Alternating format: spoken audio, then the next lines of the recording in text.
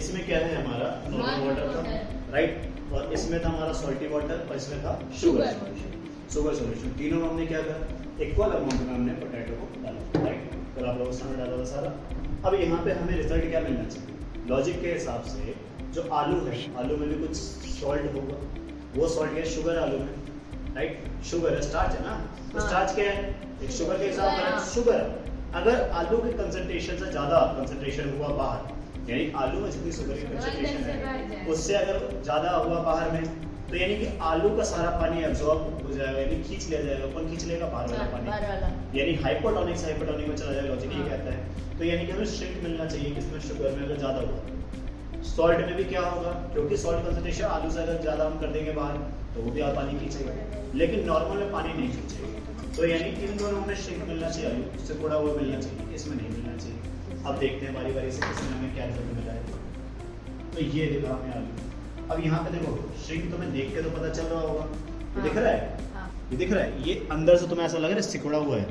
तो क्या हुआ, इसका जो साइटोप्लाज्म था, यानी इसके जो साइटोप्लाज्म के अंदर से वाटर खींच लिया गया, इस पोटैटो के साइटोप्लाज्म से वाटर को खींच लिया गया शुगर। अब देखो कितनी इजीली वेल्ड हो जाए, इतना अगर हम आलू को मोड़ दे जो नॉर्मल तो उठ सकता है, ये फ्लेक्सिबल क्यों हो गया, क्योंकि इसके अंदर एयर की बात नहीं करें, वाटर जो है निकल चुका है, राइट, तो अब वाटर निकल चुका है इसीलिए तुम्हें इतना फ्लेक्सिबल।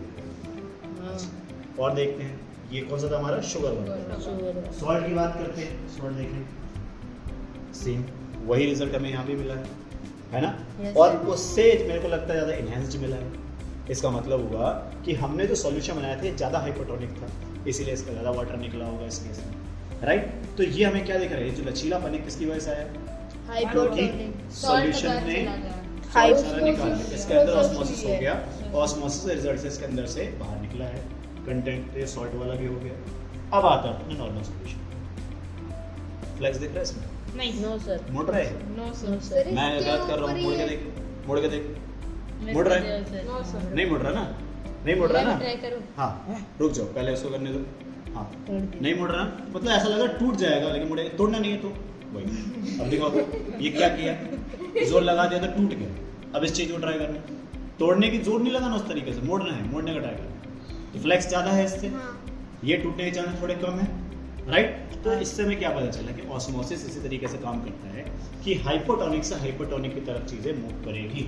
तो ये हमारा जो ऑस्मोसिस का एक्सपेरिमेंट था उसका एंड रिजल्ट है हमारे पास, ठीक। एक हमने कल करा था, एक हमारा ये एक्सपेरिमेंट हो गया, तो टोटल हमें क्या पता चला कि हमेशा ऑस्मोसिस कैसे काम करे, हाइपोटोनिक से हाइपोटोनिक। अब एक सवाल जो था कि सर इसमें फंगी लग रही है, ये फंगी नहीं है, जो एरिया एक्सपोज नहीं था, यानी जो एरिया हवा में एक्सपोज था, एयर में था, तो वो एरिया तो काला पड़ गया, ऑक्सीजन के साथ ऐड कर गया हो गई, और जो एरिया पानी में था फ्रेश रह गया। सेम सब में ऐसे ही, जो एरिया हल्का सा बाहर की तरफ निकला था, कम पानी में था, वो तो ब्लैक होने लग गया।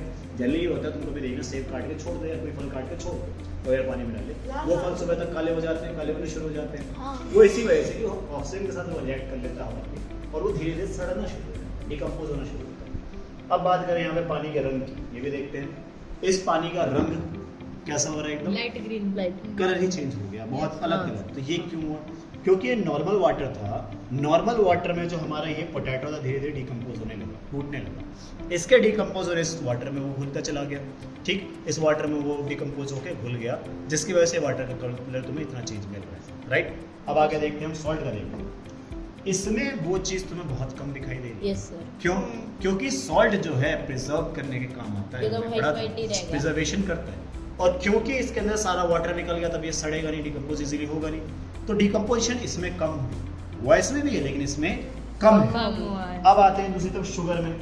अगर शुगर हमने हायर अमाउंट में डाला होता तो हमें और बढ़िया रिजल्ट मिलता। हमने ये देखा ना, वो आलू कम लचीला है क्योंकि हायर अमाउंट में शुगर नहीं, चीनी इनफ नहीं, और डाला होता तो हमें ये वाटर इतना नहीं मिलता। अब इन दोनों को देख सकते हैं, ये जो व्हाइट है तुम्हारा स्टार्च है, ये स्टार्च होता है, ये नॉर्मल, ये शुगर वाला हो गया नॉर्मल।